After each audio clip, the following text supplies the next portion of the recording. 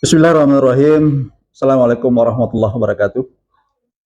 Raditu billahi rabban wa bil islami dina wa bi Muhammadin nabiyyan wa rasulah amma ba'd. Pertama-tama saya ingin perkenalkan nama saya. Nama saya Apoteker Sulaiman SSG MKes.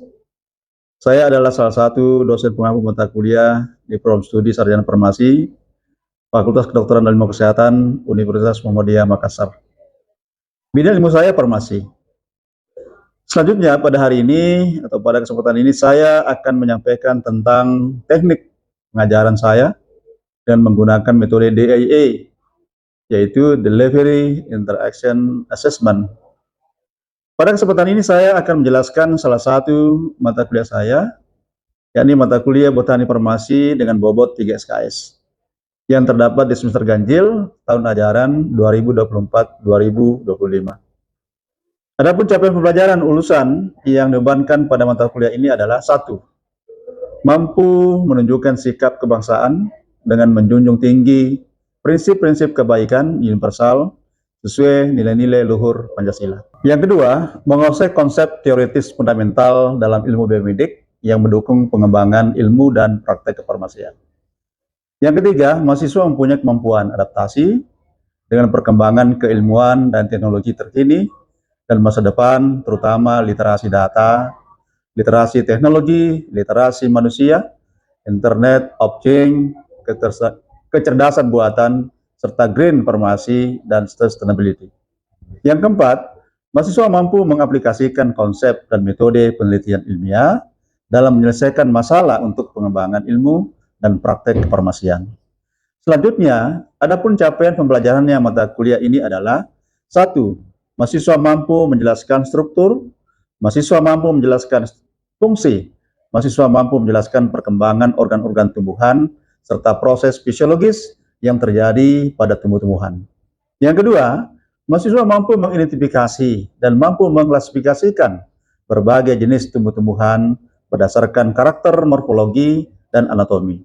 Dan yang ketiga, mahasiswa mampu menganalisis hubungan antara struktur tumbuh-tumbuhan dan fungsinya dalam menunjang kehidupan serta relevansinya dalam bidang farmasi. Dan yang keempat, menjelaskan peran tumbuh-tumbuhan dalam ekosistem serta keterkaitannya dengan konservasi dan keberlanjutan sumber daya alam. Selanjutnya, saya ingin menyampaikan deskripsi mata kuliah ini adalah nama mata kuliah Botani Farmasi. Materi pembelajarannya mata kuliah antara lain, yang pertama berbicara tentang ruang lingkup botani farmasi, yang kedua, berbicara tentang sel dan jaringan tumbuh-tumbuhan. Yang ketiga, berbicara tentang akar. Yang keempat, berbicara tentang batang. Yang kelima, berbicara tentang daun. Yang keenam, berbicara tentang metamorfosis akar, batang, dan daun. Yang ketujuh, berbicara tentang bunga. Dan masuk pertemuan ke-8, ujian tengah semester. Lalu pertemuan 9, berbicara tentang buah dan biji. Yang ke-10, telofita dan bryophyta. Ke-11, pteridophyta. 12 fotosintesis, ke-13 respirasi, ke-14 transportasi, ke-15 ekologi, dan pertemuan ke-16 ujian akhir semester.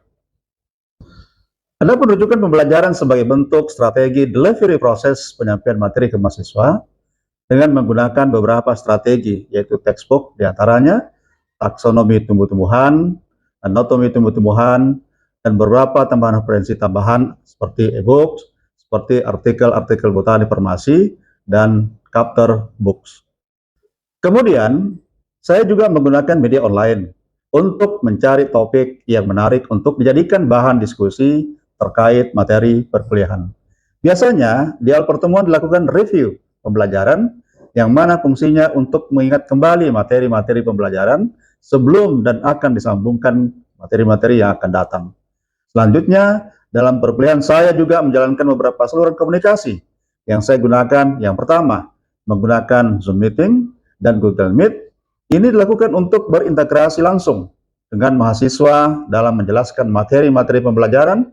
Dan saat ini media Zoom Meeting juga bisa digunakan untuk berdiskusi langsung terkait keaktifan mahasiswa dalam menyikapi topik-topik perkuliahan di akhir perkuliahan.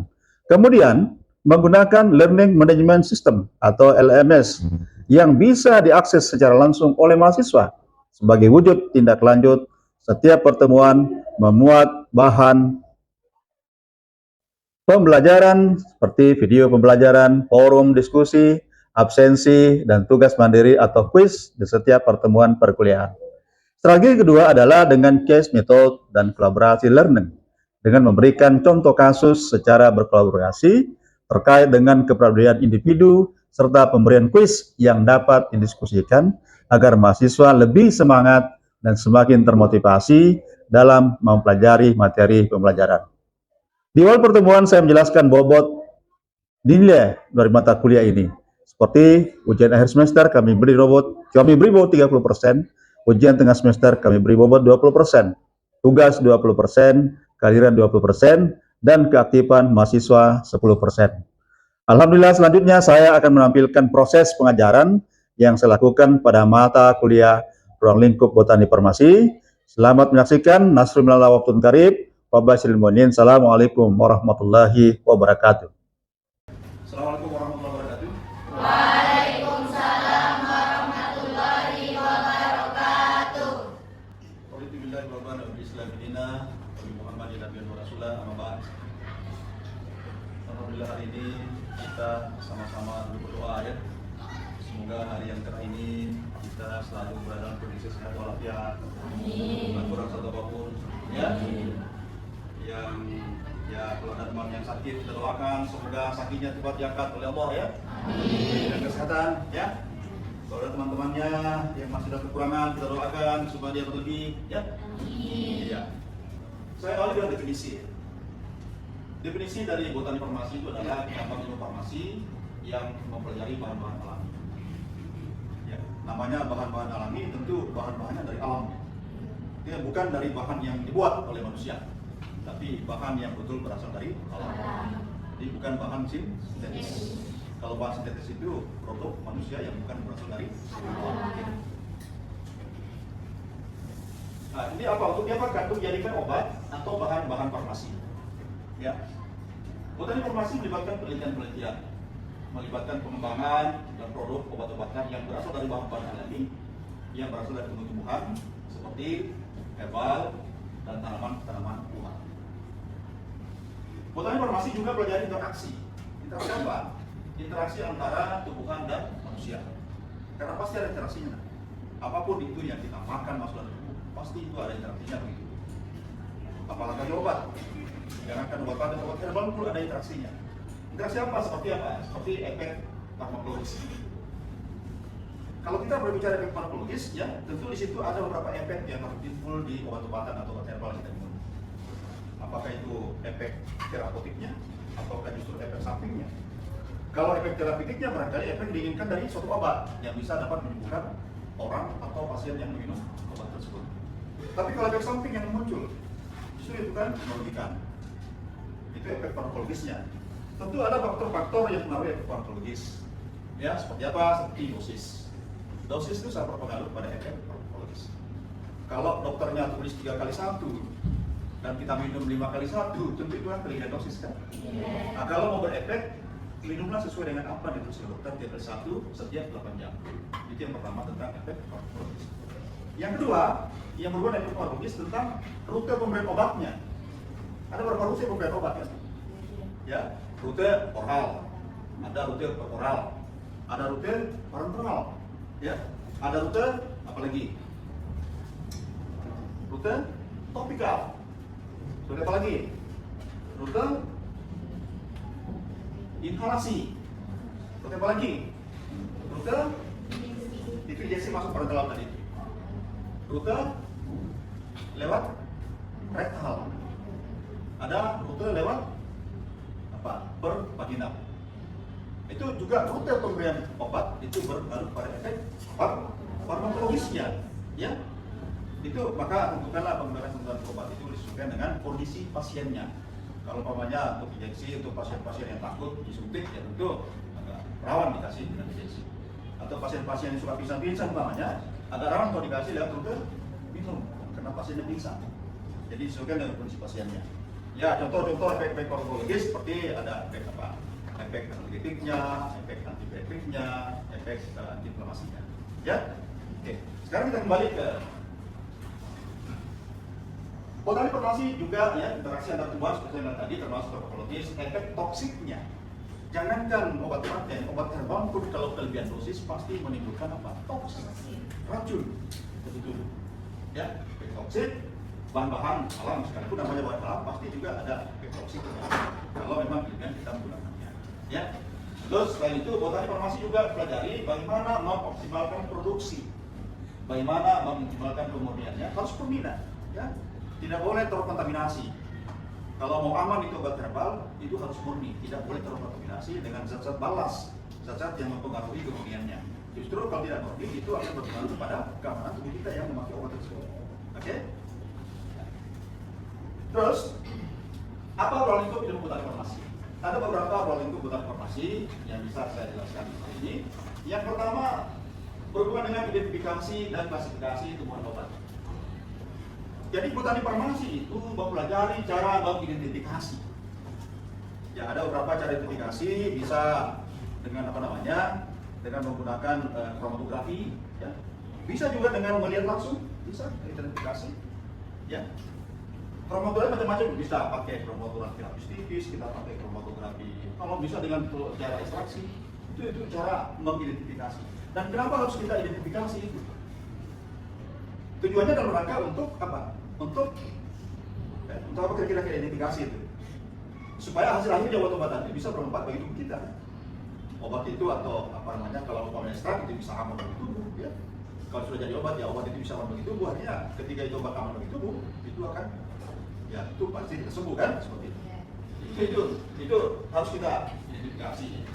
Ya, identifikasi ini tumbuhan-tumbuhan obat dan tumbuhan karakteristik berdasarkan sifat-sifat kimia dan farmakologisnya. Terutama kimia itu harus kita betul-betul identifikasi supaya kimia itu tidak terkontaminasi oleh bahan-bahan yang tidak kita inginkan, sehingga itu bisa aman begitu. Oke? Baik. Apalagi lingkup ilmu botani farmasi? Ekstraksi dan pemurnian bahan aktif.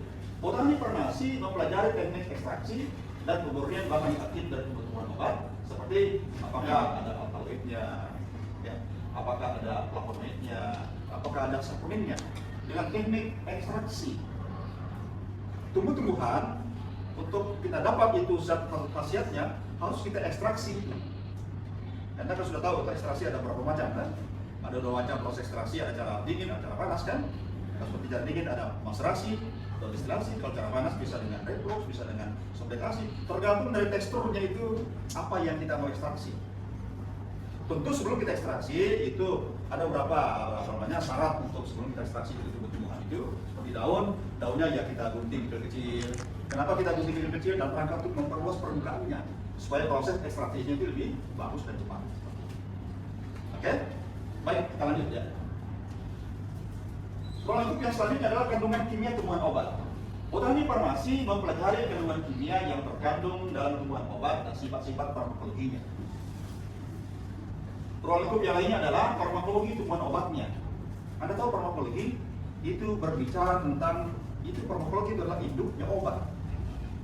Di dalamnya sudah ada berbicara tentang ya bagaimana farmakokinetika obat itu, bagaimana farmakodinamiknya, bagaimana sifat kimianya, sifat fisikanya, biologinya, ya itu berbicara farmakologi. Artinya apa? Farmakologi itu adalah ilmu atau induknya obat. Ketika obat kita minum itu kita harus tahu bagaimana farmakokinetiknya, apmenya. Terus bagaimana itu obat itu kita tahu farmakodinamiknya, bagaimana itu sifat kimianya itu obat, biologi itu obat, dan seterusnya di efek farmakologi tumbuhan obat. Terus apalagi lingkupnya pemanfaatan tumbuhan obat. Botani farmasi mempelajari cara pemanfaatan tumbuhan obat dalam pengobatan, termasuk pembuatan obat tradisional dan herbal. Ya, nah, sekarang kita ini kan back to basic ya, sudah apa namanya?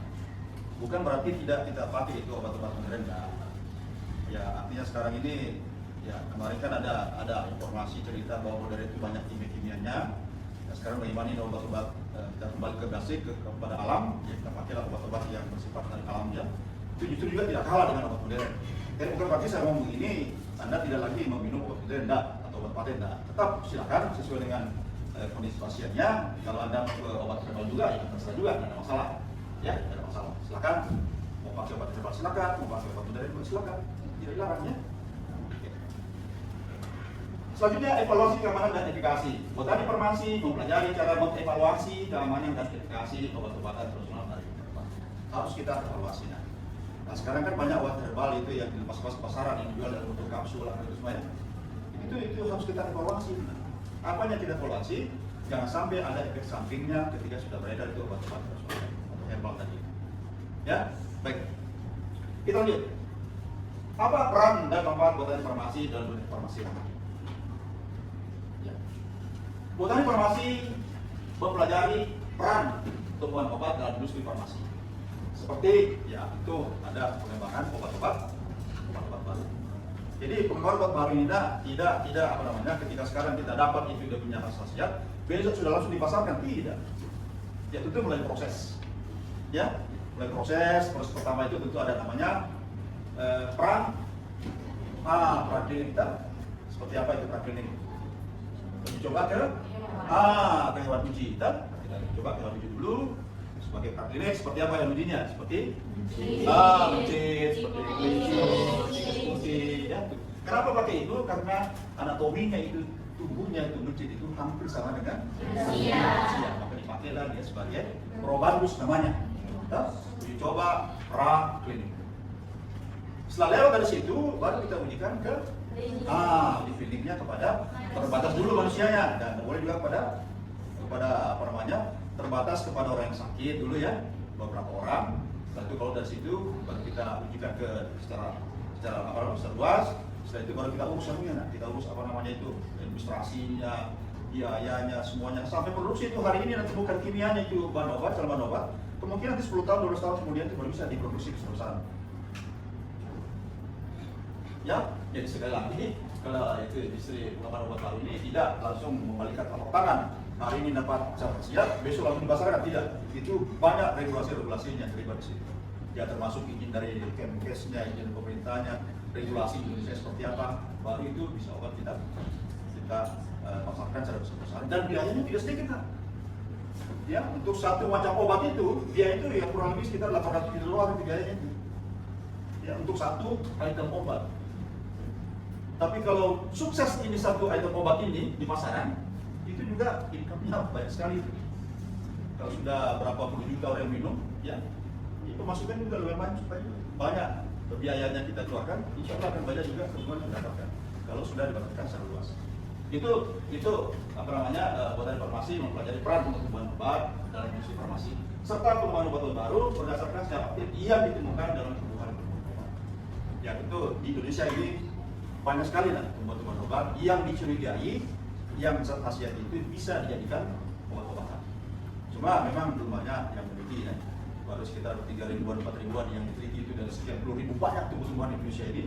Jadi masih banyak peluangnya bagi anak-anak sekalian. Ya, silakan nanti kalau sudah selesai di farmasi ini, silakan jadi peneliti. Anda teliti itu semua itu obat-obatan, calon-calon obat-obatan yang di kampungnya, di kabupatennya, di provinsinya, obat-obat apa yang baru yang muncul. Seperti contoh di Kalimantan kemarin ada namanya apa ini? Ada bacaka itu ya. Ada bacaka itu kan bagus. Di Jayapura ada buah merah itu ya. Buah merah itu kan semua obat-obat tradisional yang bisa nanti kita modernkan seperti itu. Ya, baik. Kita kembali ke sini. Apa selanjutnya? Yang selanjutnya adalah kita identifikasi tanaman obat. Jadi botani farmasi ini, ya, mempelajari karakteristik fisik dan kimia dari tanaman obat dapat membantu mengidentifikasi tanaman obat yang dapat digunakan dalam pengobatan. Dan pengembangan obat barunya, botani farmasi ini dapat membantu dalam pengembangan obat baru berdasarkan sifat kimia yang ditemukan pada tanaman tertentu. Nah, selanjutnya penelitian tentang bahan alam. Ya. Botani farmasi dapat membantu dalam penelitian bahan alam yang digunakan dalam pengobatan tradisional seperti herbal dan rempah-rempah. Nah, sekarang ini seperti saya bilang tadi, ya, kembali lengkap. Ya. Karena nenek kita dulu itu kalau sakit mencet-mencet apa dia itu? Iya, pucuk daun jambu kan? Nah, ya, saya juga dulu kalau mencet-mencet, cuma nenek kita dulu itu dia tidak tahu zat khasiat apa yang ada di dalam pucuk daun jambu itu yang bisa menghentikan mencret. Tahu tidak nenek? Coba tanya nenek tadi. Pasti dia tidak tahu. Tugasnya kita ini sebagai farmasi tidak teliti itu. Ternyata di dalam pucuk daun jambu itu ada namanya apa? Apa namanya itu? Zat khasiat yang bisa menghentikan mencret. Apa? Entah. Ada antapulgitnya. Pulkit ya. Coba dia lihat di referensinya, betul kan pulkit itu kalau nenek kita tanya apa itu, pasti tidak tahu. Cuma berdasarkan turun. Ketika saya mencret daun jambu, saya tanya siapa, dari bapak saya tanya dari mana, dari nenek saya tanya dari nenek itu secara turun. Seperti itu ya. Ya baik. Nah selanjutnya peningkatan pertanian. Biotani Farmasi dapat membantu dalam peningkatan pertanian, termasuk budidaya. Sekarang ini kalau kita tidak budidaya agak susah kita dapat itu tumbuh-tumbuhan atau tanaman-tanaman yang bisa dijadikan obat. Jadi sekarang pabrik-pabrikan itu pabrik seperti contoh ada di Takalasana ada namanya PTGP. Itu memang kegiatan nasional dan itu dia punya lahan untuk budidaya seperti dia budidaya itu yang dari daun-daun buntas di budidaya dia kemarin dia kembangkan itu ya untuk kembung perut itu dari ikan gabus itu dibudidayakan itu karena bahan bakunya agak susah jadi harus kita budidayakan supaya bahan baku itu bisa tersedia kapanpun dipakai tersedia di budidaya. Nah, terus peningkatan kualitas tanaman obat dapat membantu dalam menghasilkan obat-obatan yang lebih efektif dan berkelanjutan. Pasti kita harus butuh berkelanjutan, sustainability-nya kita butuhkan, ya. Karena kita ini hidup bukan hanya hidup sekarang, pasti ada kita punya anak, nanti kita punya cucu punya cicit dan seterusnya. Jadi harus berkelanjutan, ya. Baik. Nah, perlindungan lingkungan, akhirnya di mata kuliah ini ada perlindungan lingkungan. Botani Farmasi itu dapat membantu dalam melindungi lingkungan seperti apa? Menjaga keanekaragaman hayatinya dan mengurangi penggunaan pestisida, ya. Kurangi itu pestisida ya. Karena pestisida apa itu? Pestisida racun kan? Iya. Jadi kalau bisa janganlah atau kurangilah pakai pestisida untuk untuk menyemprot atau apa tanaman-tanaman kita ya. Kurang itu. Nah, hal ini dapat membantu dalam menjaga kesehatan manusia dan lingkungan. Nah, dengan demikian mempelajari botani farmasi dapat memberikan manfaat besar dalam pengembangan obat-obatan, perawatan kesehatan, dan pengelolaan lingkungan yang lebih baik. Ada pertanyaan? Banyak dari apa yang kita lihat, apa yang terjadi di lingkungan masyarakat, pengobatan obat herbal ini atau konsumsi obat herbal ini seringkali digunakan oleh orang-orang yang telah dewasa atau orang-orang yang istilahnya bisa menuju lanjut usia. Mengapa pengobatan obat-obat herbal ini lebih cenderung kepada orang-orang yang orang-orang yang dewasa atau orang-orang yang usia ya. Dewasa. Menurut apa yang saya lihat, ada seorang anak kecil itu kan sakit demam, misalkan sakit demam. Tetapi obat yang diberikan itu seperti obat paten, dalam hal ini namanya sanol, bukan obat herbal yang dikasihkan. Mengapa lebih cenderung dia menggunakan obat modern ketimbang dengan obat herbal, Pak? Sedangkan kan ini pasien ini masih anak-anak. Sedangkan obat paten itu kan ditahu pasti ada efek toksik dari obat tersebut, ada efek samping yang akan terjadi. Mengapa ini dokter menyarankan menggunakan obat paten ketimbang obat herbal? Itu saja. Gitu ya? Iya, terima kasih atas kesempatan. Terima kasih. Ada yang menjawab, bantu ya? Ayo, kenapa Pak? Kenapa kebanyakan anak-anak justru bukan dilarang ya?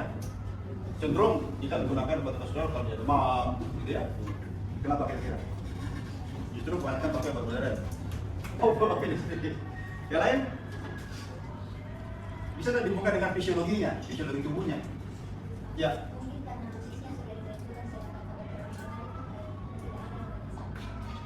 Oh gitu ya. Pakai dosis juga itu obat nasional. Ya.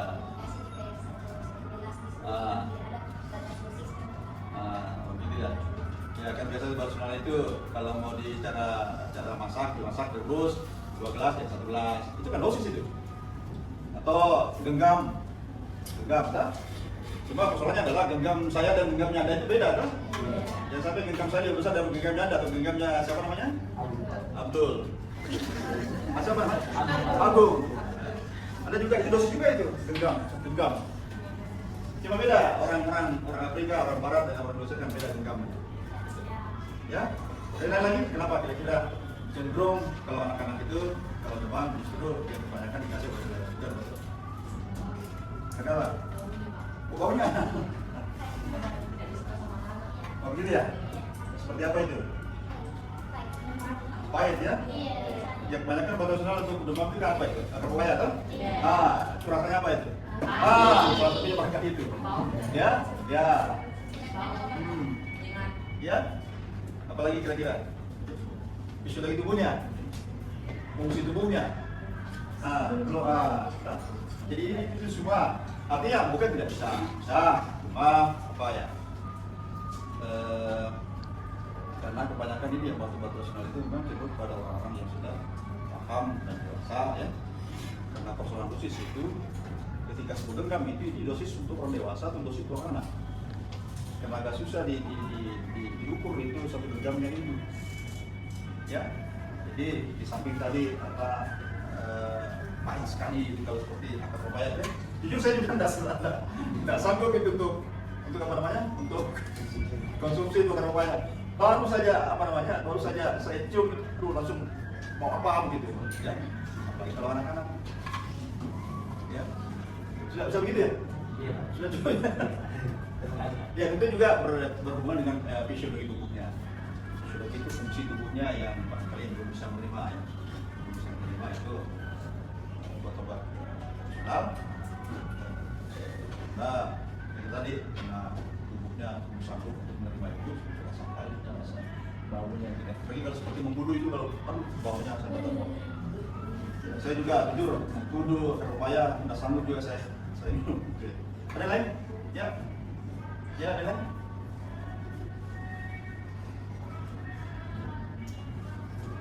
Ya silakan. Ya. Apakah boleh semua jenis tumbuhan itu bisa dijadikan obat atau tidak?